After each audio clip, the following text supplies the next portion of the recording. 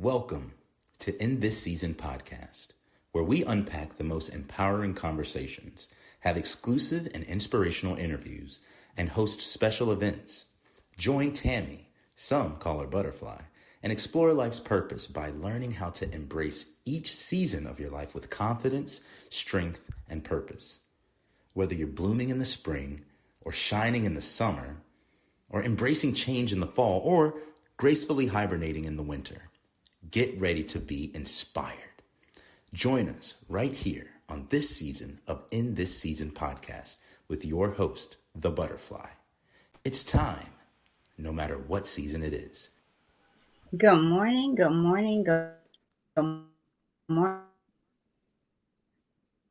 beautiful people. Let's come on in and do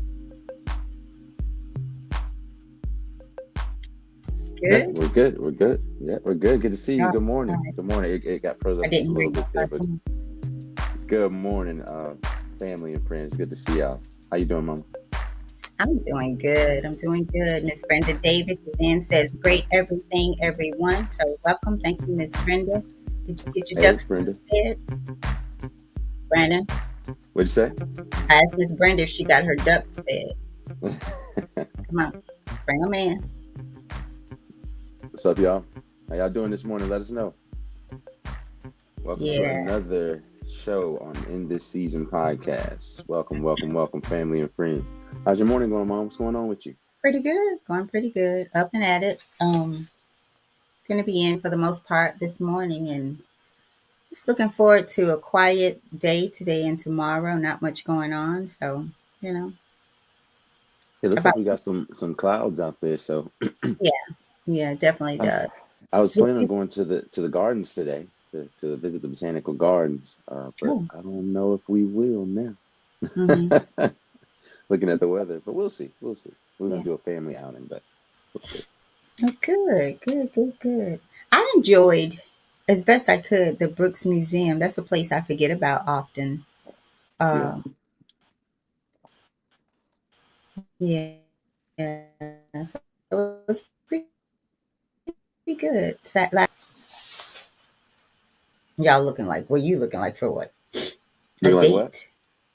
I said, y'all forgot to hold me accountable for that date that we will get together. It was a Tuesday, right? You said by next Tuesday or something like that, right? Yesterday was that next Oh, that's Tuesday. right. Yesterday was Tuesday. So what's up with it? So I'm thinking the 14th, and I'll get with everybody. That's Saturday, the 14th. Mm, Um, is what I came up. Yep, Saturday, December 14th is what I'm thinking. So y'all kind of let me know what your thoughts are. I think I'm going to go with it regardless because after that, I'm kind of done until February. I feel you. I feel you. Well, I mean, like really, I just have a lot. I looked at it. I'm like, if I don't do it either the 7th or the 14th, because I was thinking about this weekend, but there's some other things going on. But the 14th or the 7th are really the only days that I have. And then after that, I could probably put a Saturday in, but it would be very hard on Mm, me. Not hard to do, but just hmm hard on me for the month of January. Well, let's go with the 14th. What do y'all think about the 14th? Let us know in the comments section. Are y'all the majority of you available on December the 14th to link up together, to eat, to have that real barbecue? We've been saving up and putting seasoning on the meat and letting it marinate for about 301 days now. So it should be Yeah. good and tender. So let us know in the chat if you guys are available to meet, for the ones that are in relative proximity and close to here, close to Memphis, Tennessee. If y'all would be down to get together on the 14th, let us know. Mhm. Okay. Okay. So we have cousin Monique has dropped in, says, good morning, everyone. Thank you, Monique, for joining us again. Um, Auntie Richetta says, good morning, Butterfly and nephew and everyone. And she says, happy Thanksgiving coming in. It's coming in. So, Thank you. Turkey Day. Turkey Day. Yeah, I want plates of everybody food. I want to at least see it. I might not get it, but I want to know what everybody food look like. Is there a way that we can add pictures to the chat, Mom, to where people will be able to upload pictures? Like if we were Tomorrow? shared, you know what I'm saying, inside of the actual chat here, are they able to? You know what? I'm not sure. Somebody try that. I don't know.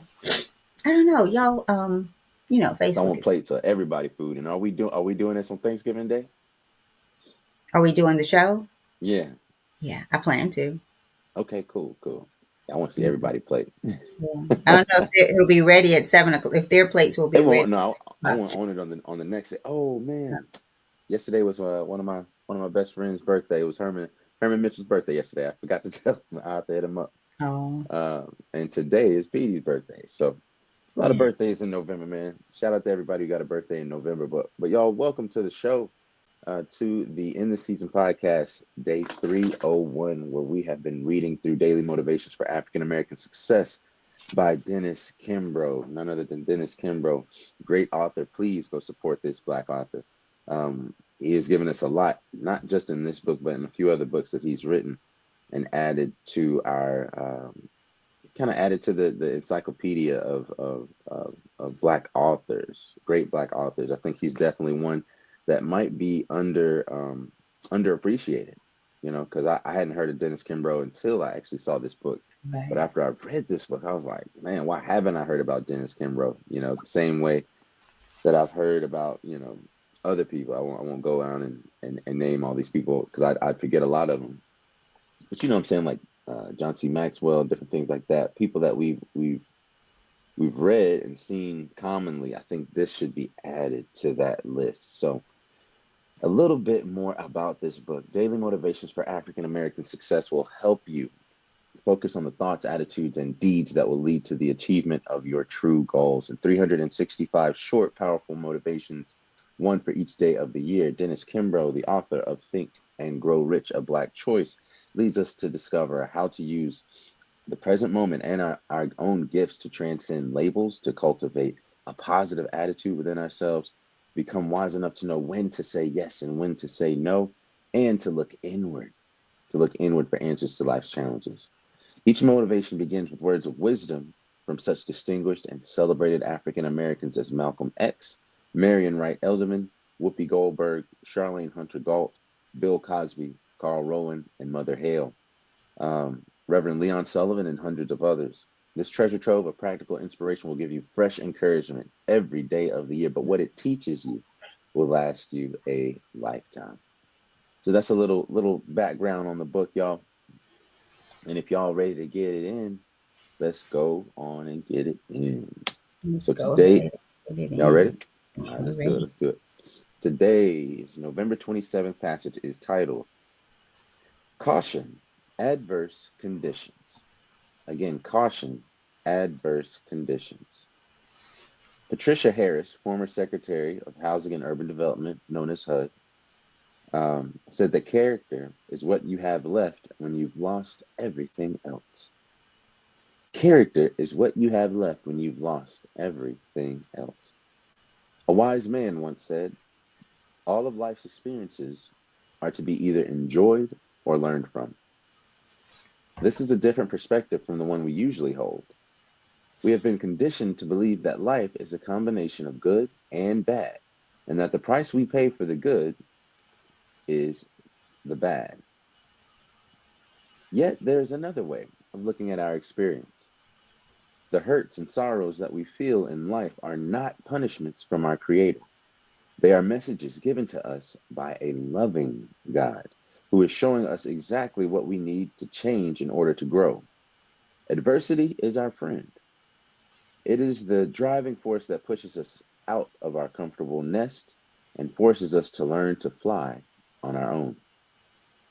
When times are darkest, we develop the fortitude to rally again and win if we understand the true nature of adversity and life's challenges. Adversity is a gift. Without it, our growth is slow. Hmm. With it, we are transformed from fledglings into masters. Every great person of merit has known adversity. Adversity can forge an immature soul into a powerhouse of strength. Marcus Garvey once spat upon his very existence as a human being. No, Marcus Garvey was spat upon, and his very existence as a human being was denied. Rock and roll guitarist Bo Diddley endured years of struggle and strife in dusty Mississippi towns before he captured the ears of talent scouts in New York and California. And we know of the small and stark beginnings of Dr. Dorothy Brown. Though she was abandoned at birth and raised in an orphanage, she became the first African American female surgeon to practice in the South. It was not by chance that these achievers faced tremendous adversity. They were, in fact, made great by it. The same demands will be placed upon you. Rejoice and be glad in them. And our affirmation for the day at the bottom of the page reads, when circumstances seem bleak, I will redouble my efforts. Adversity will become my greatest asset. Again, when circumstances seem bleak, I will redouble my efforts. Adversity will become my greatest asset. Over to you, Mom. What do you think about this one? Brandon, I like it. I do. I was really, really moved by Dr. Dorothy Brown for some reason, though she was abandoned at birth and raised in an orphanage. She became the first African American female surgeon to practice in the South. So tell me your story and see how it measures up to this. She was born, right? She was born abandoned, right? Raised in an orphanage. But y'all, her mindset had to be different. Her aim had to be different, right? And it's a choice. It's a choice. I also like how it plays us with the adversity, right? And it tells us that we either in life, all of our experiences are to be enjoyed or we learn from them. What if we put those two choices before us going forward? It's like we say, God, why am I here? What is it that you're pulling out of me so that you can pour into me? Because sometimes, truth be told, y'all, we're so full or so filled up with the past, in the way that we think, perceive, perception of life, and often, because remember how we say how you do everything is how you do anything is how you do everything. So how you see the world, if you're not careful, it will be how you see God, even if it's subconsciously. So when life pops on you, you don't look at it as this will be my greatest asset. Why? Because I'm going to allow God to teach me. It says adversity is our friend. When the last time you went through something or something life has popped on you and you sit in the midst of it, asking God, Brandon, how you say, with your hands, asking God. Because the verse tells us to count it all joy. And this is that verse in the Bible. I can't remember exactly where that one is, but count it all joy. Right? Because I'm perfecting you. I'm growing you. Right? So when adversity hits, why can't we just say, and it's hard, y'all. It's hard. It's hard. And I'm not telling you anything that I've not had to do myself. Like, God, I don't understand. I trust you. And looking back, this is so true. The hardest things that I've had to deal with in life grew me the most, showed me myself, allowed me to see God as a bigger God, not someone that I felt like is punishing me or is angry with me or I'm getting this back because of this. No, when I look back, I would not be the person I am today with the strength, the desire to know God even the more, with faith, with the faith to trust God.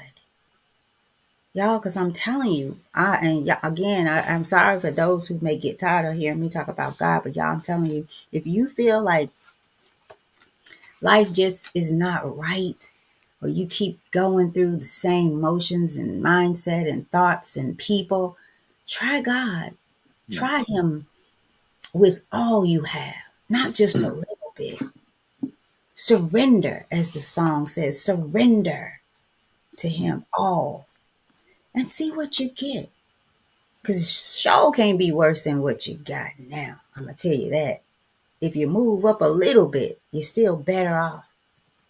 And right now, it seems like a lot of people that I talk to, and I don't talk to many, but they're talking about, man, people better sure get to know God.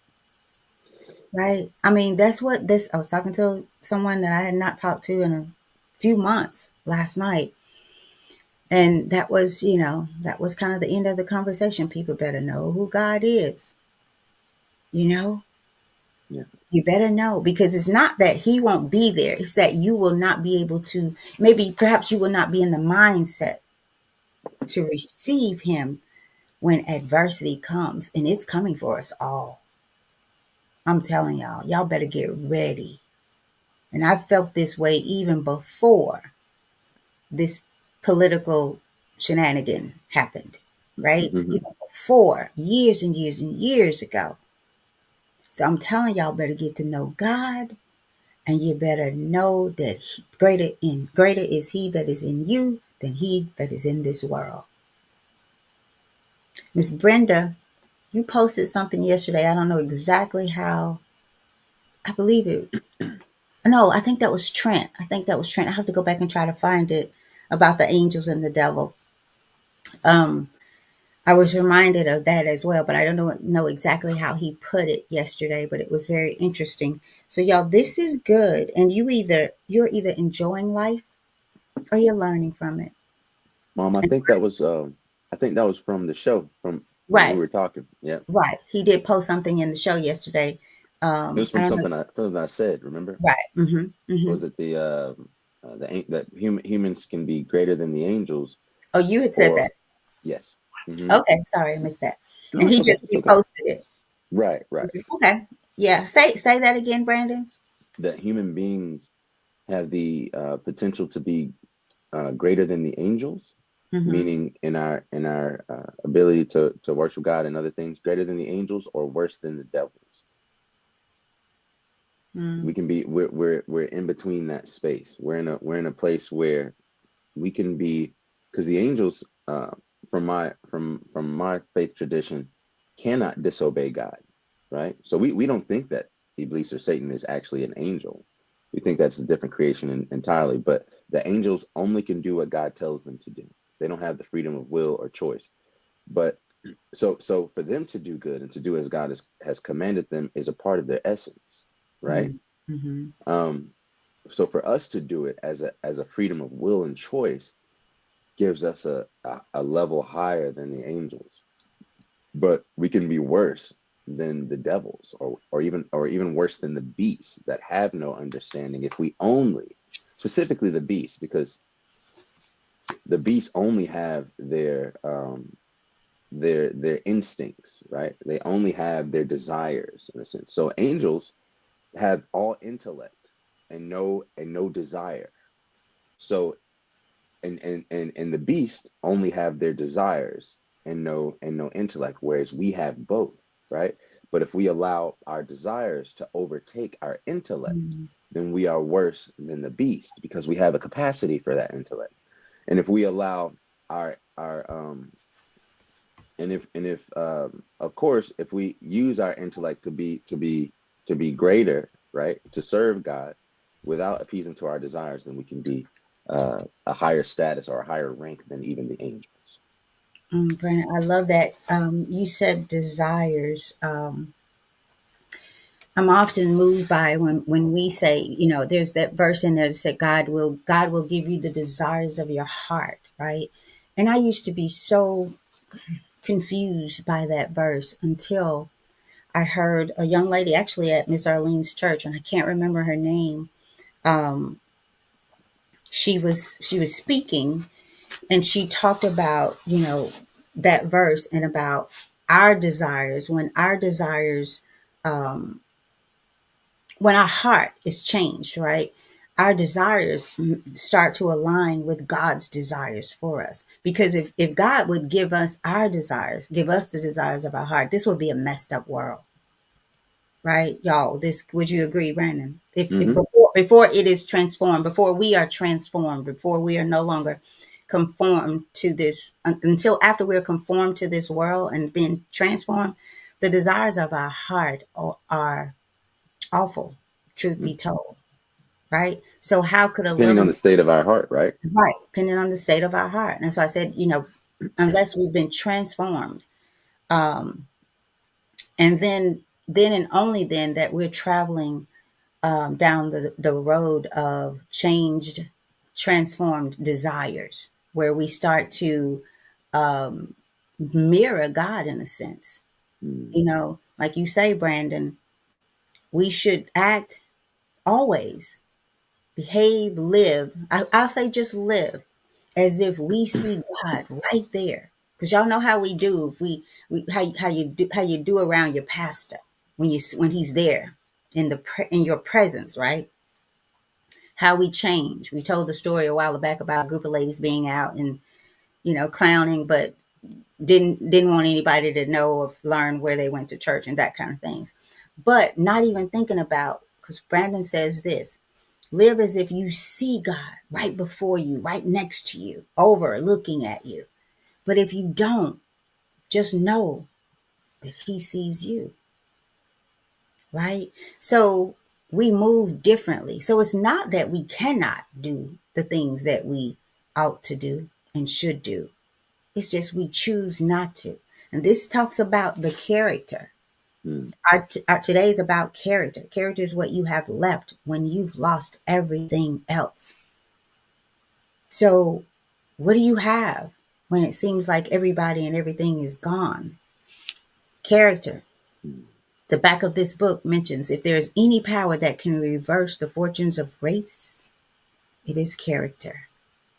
Every thought which enters our mind, every word we utter, every deed we perform makes its impression on the innermost fiber of our being. What is your fiber made of? How is it woven? What is it made of? What color is it? When people see you, are you that kind of person as we talked about yesterday?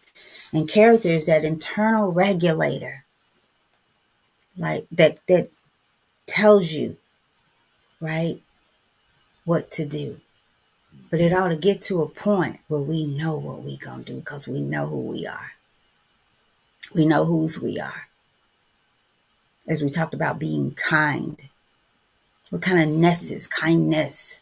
The goodness of God, right? What's in your nest, I'll say. What's in your nest with the T? Is it kindness, goodness, lovingness, right? I'm going to turn it over to you, Brandon. I'm reminded by one of my cousins who were telling me a story about he was working and had written someone up and they were having a conversation about their attitude and the way that they were working. Mm. Um, and the employee said to her boss, the manager, "This is nothingness that you're talking about." and, he, and he said, "Auntie Richetta, you would like that story. It's someone dear to you."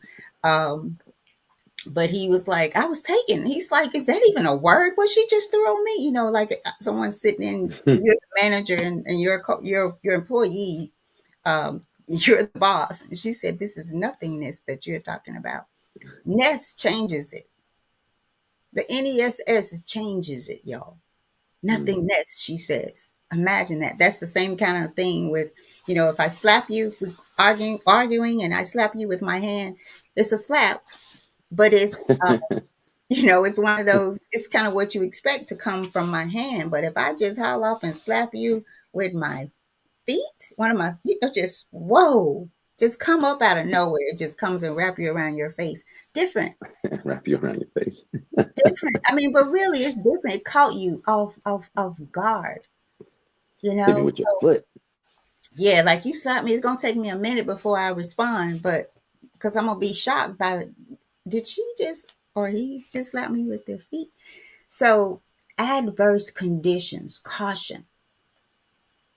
Allow the Mm. things that you remember that verse. Allow the things that God allows you to go through. Allow yourself to grow through them. Like Steve Harvey said the other day, if you want to get to it, you got to go through it. Go through it if you want to get to it. You see your mountain before you? Hey, don't see it and back away. See it and go up it. Go up the mountain. When you get up there, look back and see how far you climbed. Keep going, keep going, keep going. So allow those things to move you. It says it will turn an immature soul into a powerhouse of strength. An immature soul. And sometimes, y'all, God's just trying to grow us up, to keep us from being childlike, locked up in the traumatic experiences of our lives, living from a subconscious mind on cruise control. Where can he take you? What can God do with you in those situations? So God, whatever you've gone through, say now God has turned an immature soul he is turning an immature soul, me, right, into a powerhouse of strength. And if he'll do it for me, he'll do it for you, because he loves you just as he loves me. He loves me just as he loves you, or anybody else that I think God has turned into a powerhouse of strength. They don't look like what they've been through. They don't look like what they're going through right now, because they don't say they're going through it. They are growing through it. They deserve it, right? So y'all say caution today. Also, before we get off, y'all have to tell us if you looked for kindness. You looked for ways to be kind yesterday. Right. I was going to ask y'all that. Did it happen for you? And if so, share your story. Um, yeah, I didn't get out until late last night, and by then, kindness wasn't even on my mind. so I didn't get to. I thought I would be out a little bit more yesterday, so I didn't get to really encounter people. Kind of got in and got out because it was late. But I'd like to hear some good stories. Brandon, over to you. Thank you, Mom. I appreciate it. And thank you for your insights. So, adversity, right? There's a great quote. So this passage again, guys, was about adversity, caution, adverse conditions. This can make you, when you see the caution sign, normally the way that we're wired is we slow down, right? We take a little extra, we become more observant, right? With what's going on around us. And I think the same should happen in life. But remember, the caution sign isn't a stop sign. It doesn't, it's not a big stop sign that says stop moving. And sometimes we can become immobilized by the thought of adversity, the thought of proceeding with some type of caution. And I think that's the wrong way to do it. That's a way to stop the momentum that you have. It's a way to break the good habits that you've developed. It's a way to get used to a new habit of stagnation, right? Of analysis paralysis. But if you know what you're here to do, and you know who you are, you know what your principles are, you know what your value system is, then as you move through this cautionary tale, I guess, or this cautionary situation, you're still firm in your beliefs. You're still firm in your steps in the way that you should go forward. And you know, as a product of how life is in general, that adversity creates strength. Do you guys know that, for example, there are twins? One was a astronaut and went into orbit, right? He went on a few trips and has spent an extensive amount of time in space, right? Or at least in the outer parts of the Earth's atmosphere. Upon now coming back home after his multiple trips, he is actually shorter than his brother. His bones are less dense than his brother, right? his muscle mass is less dense, or it was. This is one of the reasons why now at the space station they have different types of workouts that give them the same tension that they would feel as if they were on Earth, being the gravity, right? Gravity on Earth is 9.81 meters per second squared. So 9.81 meters per second of force is coming down on us. Almost 10 meters per second of force is coming down upon us at every given moment. That's why you feel a weight as you lift your arm, right? There is some weight that's attached to it. If your arm was all of a sudden 2 pounds lighter, you would notice it. What is this? So the same thing exists when you go to outer space. There's no gravity, right? Or there is gravity everywhere, but you perceive it as being in a state of free fall where everything's moving at the same time, so it seems as if you're floating. This presents a challenge for our bodies that are so used to this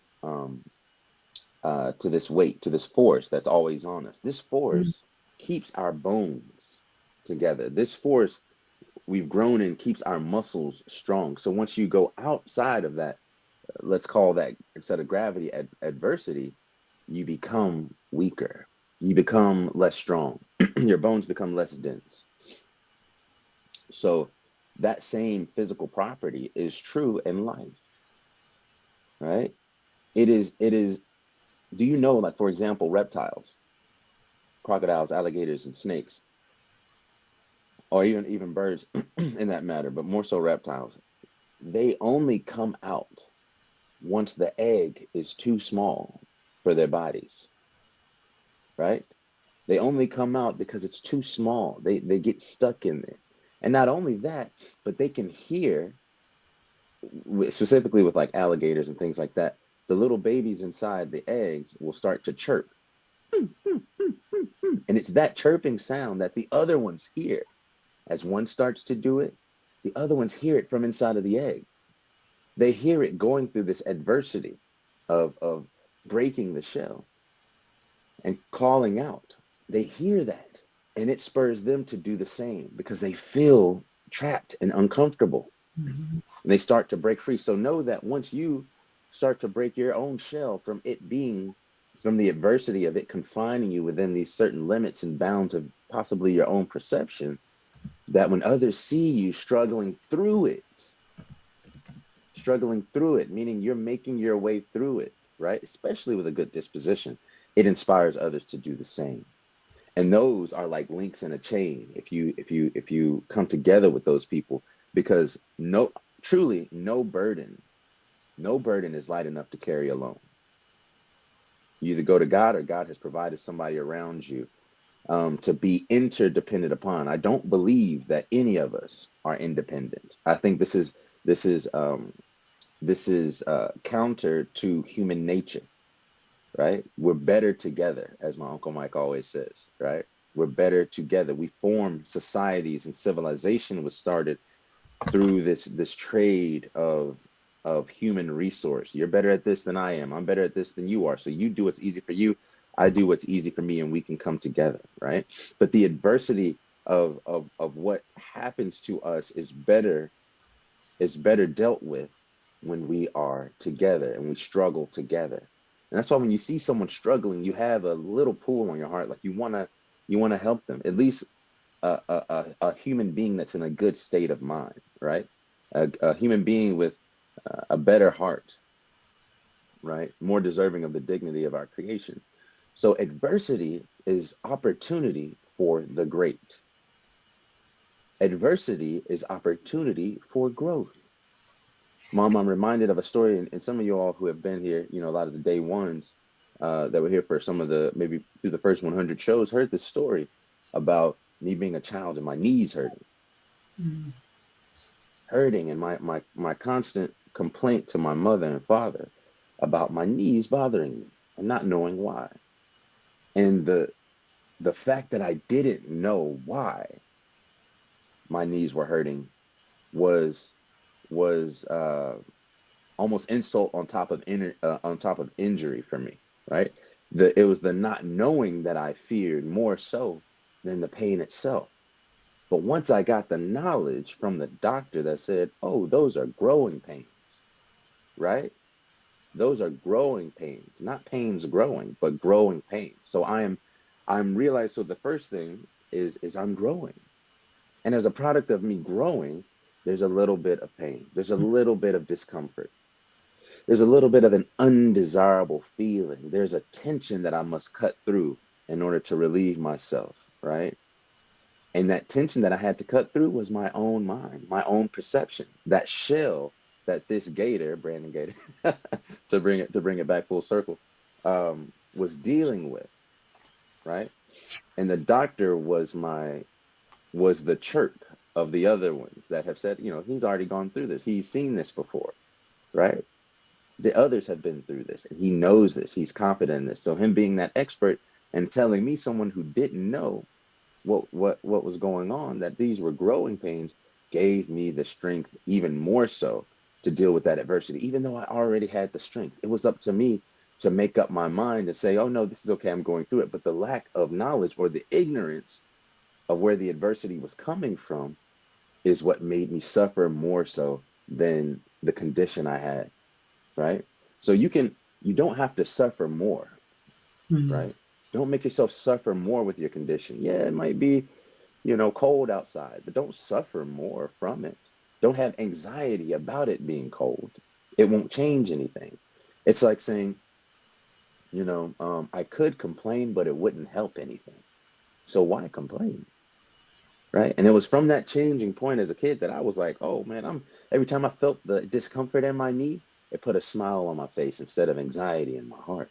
Mm. Because I knew what I was growing to, what I was growing through. Right. Same thing applies at life.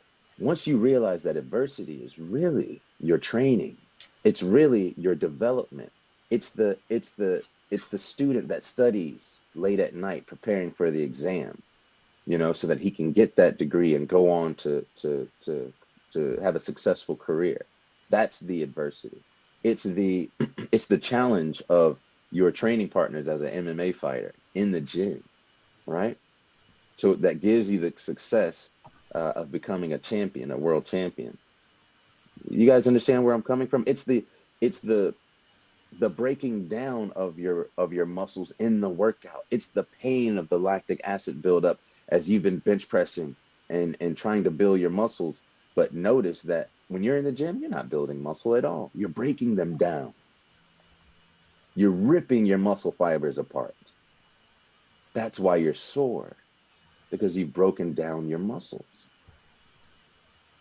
And only when you go home and rest, only when you go home and eat and give your body the nutrients, the amino acids and the protein and the fats that it needs to rebuild those muscles and connective tissues, that's when you gain that strength. That's when you're building that muscle, right? So to me, adversity is the training grounds. And once you go through it, then take a second and digest it. What happened there? What can I learn from it? So adversity is learning. But I will say this, it is very difficult to have learned from the entire experience unless you've gone through it. So while you're going through it, understand everything that's happening, or why this certain part or facet of the adversity is touching you at this moment. But that's where faith comes in. That's where belief comes in. That's where your mentality has to be strong enough to keep you in a state of progress and not let you stop and create and stop your momentum when you see the caution sign. It's telling you to caution, not to stop. And those are two different definitions. Caution is to be careful, take more account and more notice, and be more observant in the spaces that you're in, so that you can not only make it through, but you can grow through it. You can make it through with flying colors. And then once you're over it, be sure to digest it. What happened there? How did I grow? What part changed about me when I went through this adversity? And how can I use that, right? How can I use that for the next step or the next stage in my progress in my life? Okay. So adversity is just opportunity for the great. And where opportunity and preparation meet, that's where things really happen. If you are prepared, you're prepared from that adversity. Think about, everyone who went through things like there were people that were mentioned in this book. It was it was actually Malcolm X going to prison that made him come into the nationalistic movement known as the Nation of Islam, right? Which is distinctly different, of course, from like Islam, as far as the global sense, but it is still, a form of Islam. Um, it was him going to jail what he learned about that. It was one of the things that made Nelson Mandela so great was his steadfastness, even after being in prison, I think, for 27 years. Mm. It was his steadfastness to the cause. He did not lose his direction. He did not lose his North Star when it came to his his pursuit of justice, his pursuit of equality and equity, and his pursuit of independence and coming from under the state of oppression from the Afrikaners. So all of this to say, when you're going through some of your darkest times, remember that so is a seed. When you feel like people are trying to bury you, when you feel like situations are trying to bury you beneath the soot or trying to throw dirt on your name, don't forget that you are a seed. When they try to throw dirt on you, or the world or circumstances tries to cover you up, Mm. remember that you are a seed. And without being buried, without having dirt thrown on your name, you can't rise. You wouldn't rise. It is a part of your nature as a seed to be weighted down by not only the gravity that we all have, but also the dirt on top of that. And from that, you grow and bear fruit. Had you not, you can keep seeds in your hand all day. You can put them in the cabinet all day and they won't grow, right? They need darkness. They need dirt, but they also need water, right? And that water is your own faith. It's the mercy from God. It's the knowledge. It's what drives you through. And so don't be afraid of adversity, because adversity is really your helping hand to push you to the next state, the next station on the road and your journey to success. Mom, there was something that you spoke about earlier, where we were talking about, I think it was something you referenced to what I had said about the desires of the heart, or Mm-hmm. somebody said about the desires of the heart, Mm-hmm. You did.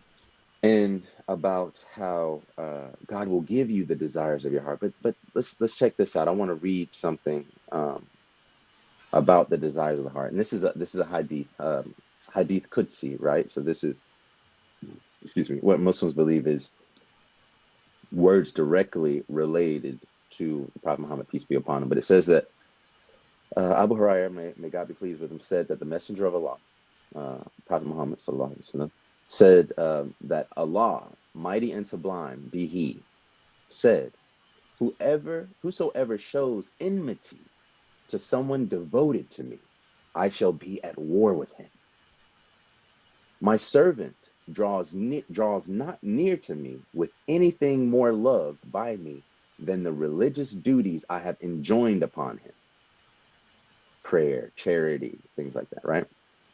So again, my servant draws not near to me with anything more loved by me than the religious duties that I have enjoined upon him, right? Like, think about the 10 Commandments. Mm-hmm.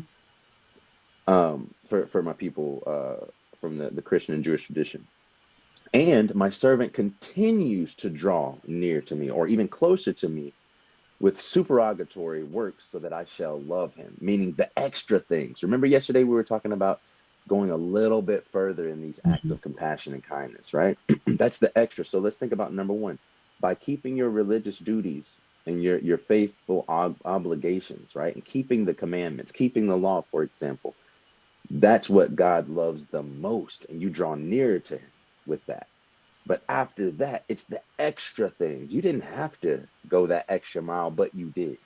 You didn't have to give that extra piece of charity, but you did. You didn't have to, sacrifice something in order to help your neighbor, but you did. This draws you even closer to God. And when I love him, I am his hearing with which he hears, his seeing with which he sees, his hand with which he strikes, and his foot with which he walks. Were he to ask something of me, I would surely give it to him. And were he to ask me for refuge, I would surely grant it to him.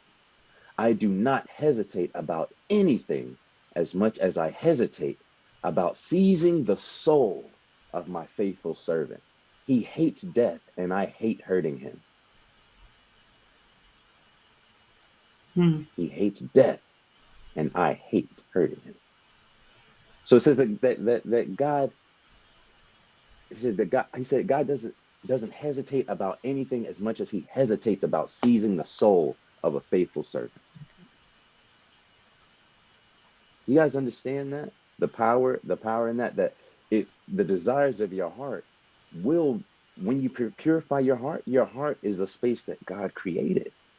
So as you purify your heart by doing your religious duties, by doing those superlatory acts of faith, right? And being steadfast about your principles and values, that is adversity, y'all. It's adversity to take those extra steps, right? It's a struggle, right? The Muslims call it, this is the actual definition of jihad, not what they put on Fox News. It's the struggle against your own desires to purify your soul and your heart to prepare it for meeting its creator, right? A dying to self. A dying to self. Exactly. A Exactly. dying to self. So that's the literal translation in a sense, to jihad. And so by doing that, the desires of your heart actually purify. So it wasn't just your flesh that was compelling you. It was the fleshy part of your heart.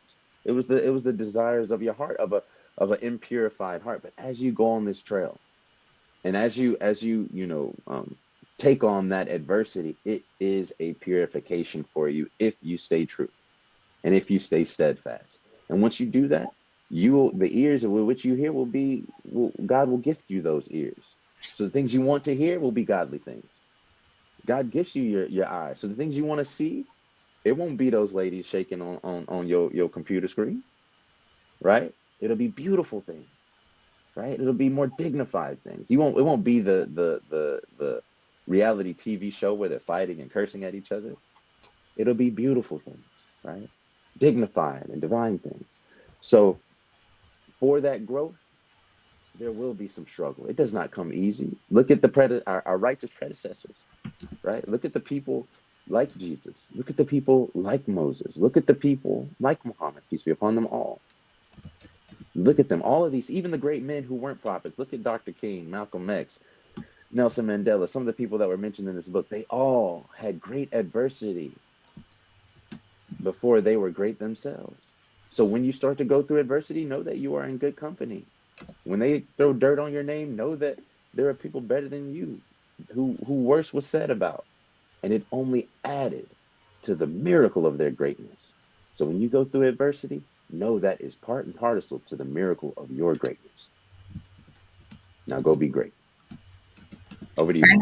I just have a little bit more to add. I'm going to take it right back to yesterday. And if you missed it, you have to go back and look at it or listen to it. My Kind of Person was the title. The quote, God speaks wherever he finds a humble listening ear. And the language he uses is kindness. Brandon, all that you just said took me back. The language he uses towards those who have the humble listening ear. The language he uses is kindness, y'all. And have you ever tried to be kind to someone just because you know they needed it, but they reject it because they don't know or they won't give in to the fact that they need it, right? Imagine that. And imagine that being you as it relates to God, right? Imagine that. So adversity is the trying of your faith. Let's look at it that way.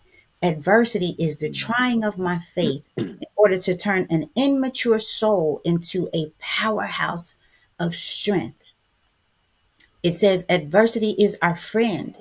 It is the driving force that pushes us out of our comfortable nest. Nest.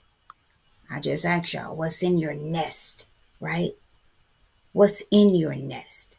So it pushes us out of our comfortable nest and forces us to learn to fly on our own. Because sometimes we're not flying on our own. We're flying from that subconscious state of mind. From what, like the young man told me last Saturday, I realized that I've been living my life for everybody else, right? Try living your life for the God that created you. And then if that's not enough, I'm gonna turn it over right here, and I'm gonna leave it right here. My brethren, this is from James. Count it all joy. Count it all joy. I'm gonna say when you face adverse conditions, count it all joy. James 1:3. Knowing this, that the trying of your faith worketh patience. James 1:4. But let patience have her perfect work. This is where it gets in the nest. That ye may be perfect. That ye, you, me, may be perfect. Entire. Entire, me, you, perfect and entire. Wanting nothing. Me, perfect, entire, wanting nothing. You, perfect, entire, wanting nothing. And wanting nothing is so important here. Why? Because God also tells us, I'll supply your every need. That's when the word want goes over to need. Because you no longer want the things that you don't need. Right? So y'all can drop it right there and let the pen settle where it is. Will you, the next time you are confronted with adverse conditions, you ought to say, y'all better slow down because God is growing me. He's taking me somewhere. I'm getting ready to climb a mountain, right? Where I'm going to endure patience and strength. And I thought about the Book of Eli, and one of my favorite movies, because he just kept going and going and going as he faced adverse conditions, as he faced people who were trying to stop him, shame his name, right? He just kept going. Like, y'all don't know. Y'all should have read the sign back there. Adverse, cautious, adverse conditions going on here. God is growing me. You don't want to mess with me. You don't want to get in my way. I'm being made perfect. I'm being made entire. I'm going to get up to this mountain and I'm going to want a little less things in my life. But I'm going to have what I need. And I'm going to be grateful in the nest of that. So that's where we are, you guys. I lost Brandon. You're leaving me, Brandon. You're leaving me. Yeah, I thought I had it plugged up, but it wasn't all the way Oh, in. It drains my battery so much when we do this. But I got it all the way in now. All right. So that's it for me. This has been good. Y'all tell somebody, read the sign, caution. God's growing me. I'm going through it because I'm getting to it, All right. So yeah. Sounds good. You're breaking up on me a Y'all little be bit. great. Did anybody have a story to be kind? Yeah, I don't know. But does anybody have a story they'd like to shop it in there and we'll read it? Looks like we're getting ready to kind of have some trouble here, so we'll get on out of here Yeah, I as far think as that'll the be better. technology. That'll be better. All right, y'all. But leave it in the comments on the actual YouTube channel. Go to that YouTube channel like, subscribe if you haven't already, and turn on those notifications. I hope you've done that. If you haven't done that yet, what are you doing? If you come here every day and you haven't subscribed to the channel, to the YouTube channel, what are you doing, guys? We've asked a million times, and y'all should do it. You come in here every day. Not sharing the video either. We have just a few people that are sharing it, and that's interesting to me. I'd kind of like for y'all to talk to your own mind about that. What's